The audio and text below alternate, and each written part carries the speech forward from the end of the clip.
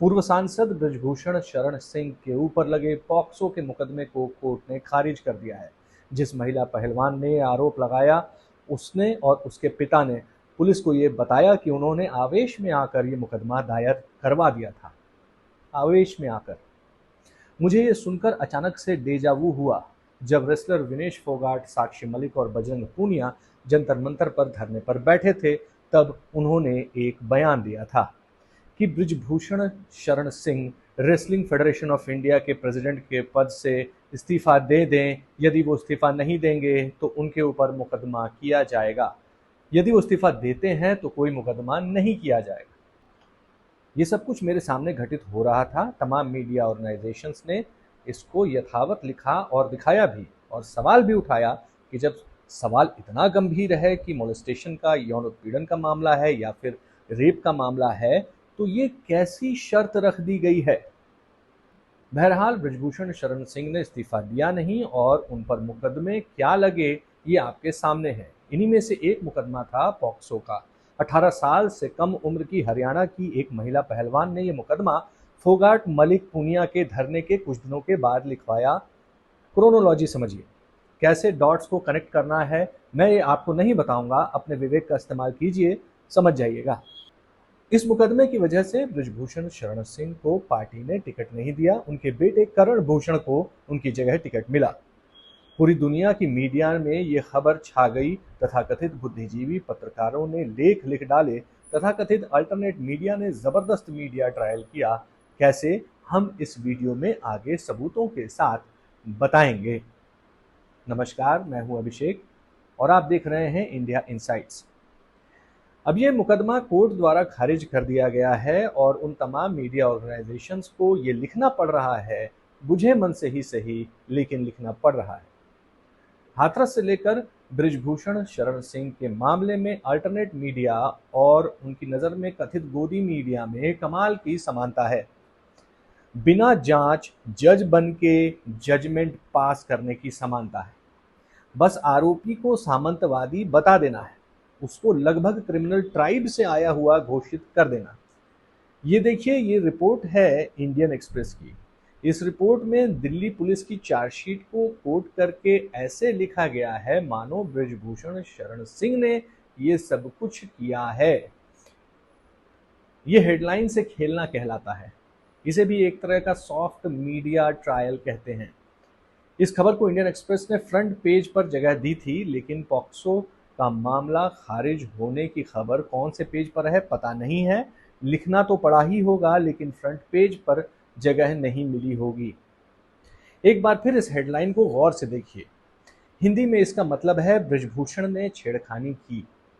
हिंदी में इसका मतलब है बृजभूषण ने छेड़खानी की, स्टॉक किया, उन पर मुकदमा चले और उनको सजा हो। दिल्ली पुलिस। इस हेडलाइन को जानबूझकर इस तरीके से लिखा गया है कि लोगों को ये लगे कि बृजभूषण शरण सिंह ने ये सब कुछ किया है। इसी खबर को टाइम्स ऑफ इंडिया ने लिखा है। इंडियन एक्सप्रेस के 2-3 दिनों के बाद सीधी सपाट हेडलाइन, कोई खिलवाड़ नहीं, लिखा है दिल्ली पुलिस ने बृजभूषण शरण सिंह के खिलाफ चार्जशीट दायर की है। ये एक उदाहरण था कि कैसे हेडलाइन मैनेजमेंट करके किसी के खिलाफ सॉफ्ट मीडिया ट्रायल किया जाता है और जाता रहा है। इंडियन एक्सप्रेस के अलावा न्यूज लॉन्ड्री इसके लिए कुख्यात है। यदि आप एक समुदाय विशेष या यूं कहें जाति विशेष से आते हैं तो इनकी कृपा आपके ऊपर सॉफ्ट मीडिया ट्रायल के तौर पर बरसती रहेगी। शिखर गुप्ता का द वायर नेक्स्ट लेवल पर है। शिखर गुप्ता को पर्सनली इतनी चिढ़ है बृजभूषण शरण जी के समुदाय से कि खुलेआम पूरे समाज को दोषी, पापी, अनपढ़ और न जाने क्या क्या हेडलाइन बना दिया जाता है।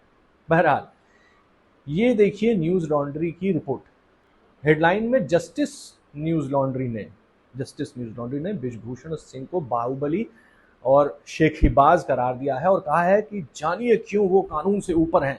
ये देखिए, कम से कम कार्टून आर्टिस्ट तो ठीक रख लेते, लेकिन बात वो नहीं है। जैसा लिखना चाह रहे हैं वैसा ही तो कैरिकेचर की भी जरूरत पड़ेगी ना। इसी कहानी में बृजभूषण शरण सिंह का इतिहास बताया गया है।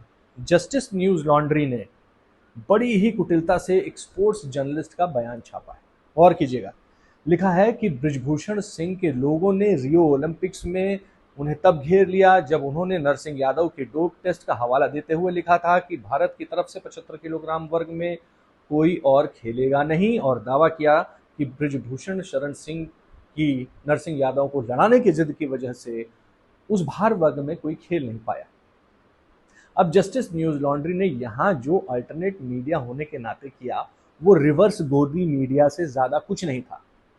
नरसिंह यादव बनारस के हैं। हरियाणा के एक ट्रेनिंग कैंप में इनके ड्रिंक्स में किसी ने बैंड नारकोटिक्स मिला दिया था ताकि वो डोप टेस्ट में फेल हो जाएं। आरोप एक बहुत बड़े हरियाणा के रेसलर पर लगा था जो अभी हत्या के आरोप में जेल में बंद है। लेकिन कितना खूबसूरत कोट जो है वो स्पोर्ट्स जर्नलिस्ट का लिखा है। जी हाँ, बृजभूषण शरण सिंह ने नरसिंह यादव के साथ बैठकर बाकायदा प्रेस कॉन्फ्रेंस की थी और उनका साथ दिया था, लेकिन जस्टिस न्यूज लॉन्ड्री की कोर्ट में ये सब नहीं चलता है। उनका वचन ही उनका शासन है।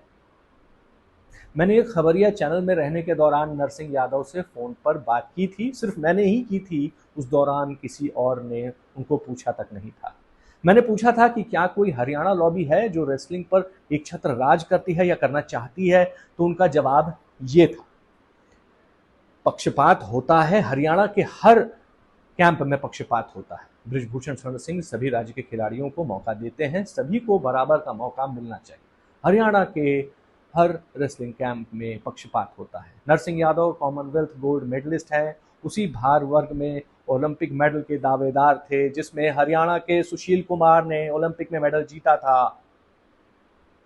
अब आपको शायद कुछ डॉट्स कनेक्ट करने में सुविधा हो रही होगी, शायद विवेक का इस्तेमाल करने में आसानी हो रही होगी। दरअसल मीडिया और अल्टरनेटिव मीडिया बृजभूषण शरण सिंह की पर्सनल और प्रोफेशनल लाइफ को आपस में मिलाकर उनको तरह तरह से टारगेट करता रहा और लगातार इस बात पर पर्दा डालता रहा कि नरसिंह यादव का करियर और उनके जैसे तमाम लोगों का करियर किसने खराब किया। देश भर के अलग अलग हिस्सों के पहलवान क्यों एक खास लॉबी पर पक्षपात का आरोप लगा रहे हैं?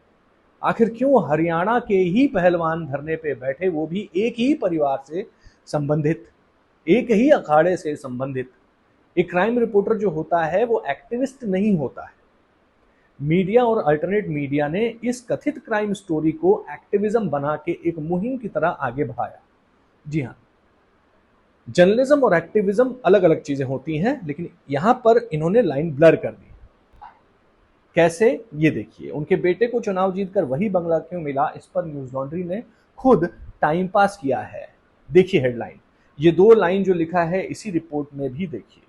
महोदय ने खुद लिखा है कि इसका कोई प्रूफ नहीं है कि बंगले के अलॉटमेंट में कोई गड़बड़ी हुई है, लेकिन कुछ असहज सवाल हैं जिनका कोई जवाब नहीं दे रहा है। जस्टिस न्यूज लॉन्ड्री ने अपने सवालों को असहज बताते हुए ये रिपोर्ट बना दी। इस रिपोर्ट का न सर है न पैर है, कौन सा रूल है, कौन सी रूल बुक है, कहीं स्टोरी में लिखा ही नहीं है। इस स्टोरी में सिर्फ और सिर्फ एक मुद्दा है, soft media trial Brijbhushan Sharan Singh और उनके परिवार का। सिंह के इतिहास को खंगाल के आज की परिस्थिति में उनके ऊपर लगे आरोपों को एक सिरे से सही ठहरा देना। हालांकि उन तमाम मुकदमों में एक भी मोलेस्टेशन का मुकदमा नहीं है। बृजभूषण शरण सिंह खुद कहते हैं कि उनको बाहुबली बेशक कहा जा सकता है, लेकिन अगर वो चरित्रहीन है, उनके ऊपर अगर ये आरोप साबित हो जाता है, वो तो खुद को गोली मार लेंगे। जाते जाते जस्टिस इंडियन एक्सप्रेस की एक और जजमेंट देखते जाइए।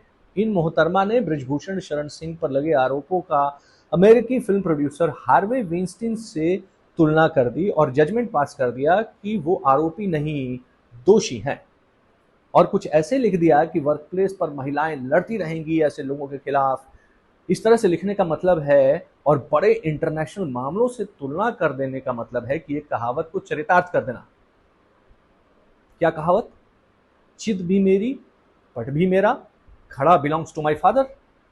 ऐसे बिना ट्रायल शुरू हुए कोर्ट पे सवाल उठाते हुए खुद के कोर्ट में जस्टिस इंडियन एक्सप्रेस ने बृजभूषण शरण सिंह को दोषी करार दे दिया।